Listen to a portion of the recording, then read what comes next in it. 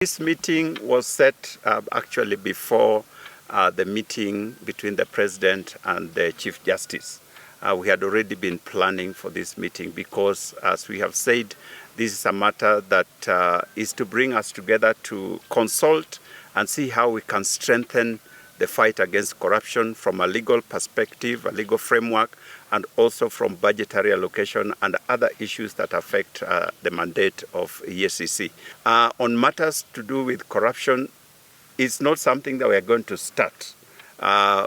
Actually, we have been investigating all kinds of allegations of corruption within government, whether they were part of the debt that was taken by government over the years or in any other way.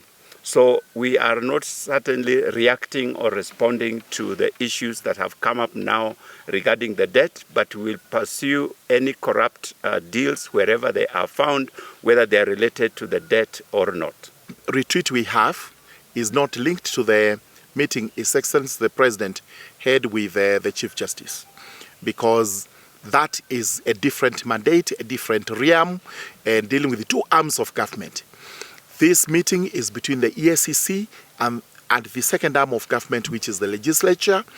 If need be, there will be a meeting between the judiciary and the committee on the matters that touch on what was discussed in State House. The debt, which we agree has gone up.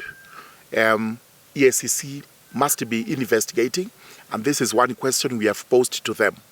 Are they currently investigating how public funds may have been used from public debt? And if so, what are the results and what action is going to be taken? The only body that prosecutes is ODPP. And that is the answer to everything else. If you try to give powers to prosecute to any other body, then you risk breaching the Constitution, and that has its own consequences. So as we imagine of Eacc getting prosecutorial powers, we must also think about what the Constitution provides, so that we do not, through an act of Parliament, breach what our supreme law stipulates. However, we are looking into this.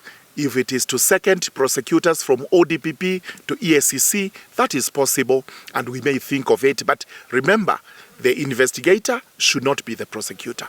That is actually a cardinal principle of legality, because we have cases that are pending in court. Some are moving slowly, others are about to be commenced. All this shows that the system is working.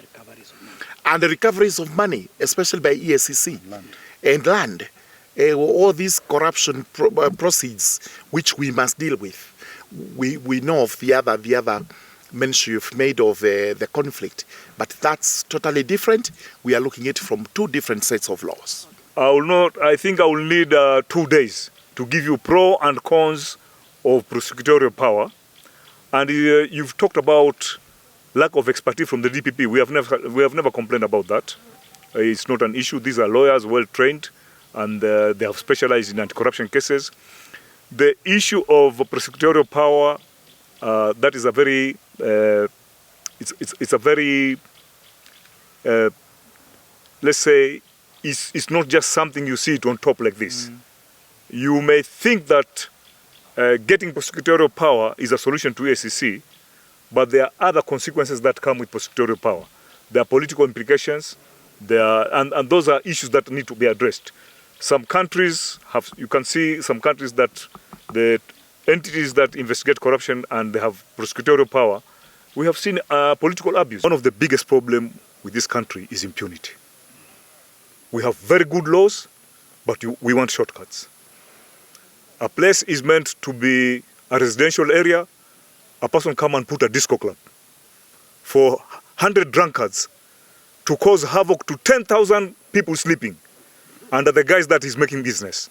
How can you put a disco club in the middle of a residential area? If you look at what has happened in that incident and many other, the problem comes to enforcement. There are some of the things that we do in this country as Kenyans. You yourself, you cannot do it in another country. So we are not investigating that. The agencies that, the regulatory bodies that are mandated to look at all those processes are taking over. NEMA is there, police, DCI is there, and the Energy Regulatory Authority. But all this revolves around impunity. Ministry, Kenha puts a very good signboard, unakuja kuiba kwenda kutengeza jiko wa makaa. Signboard. Sasa, Kenha puts barriers because this place, there is a deep river, chuma inaibiwa inaenda kuyayushwa kwa jua kali inatengezwa mikuki. Sasa, now, how do you operate as a society? Then you end up blaming the government. The government is you and me. It should start with you. Yeah. Government comes, county government, they come and put manholes for sewage system. The second time kija manholes imeibiwa, imeenda kuyayushwa. There were residents there, they saw there was something wrong with that. That should have been reported. That should have been reported. Yeah? So it's a combination. You cannot blame the government, you cannot blame the society. It's a mixture, but we have to change how we do our business.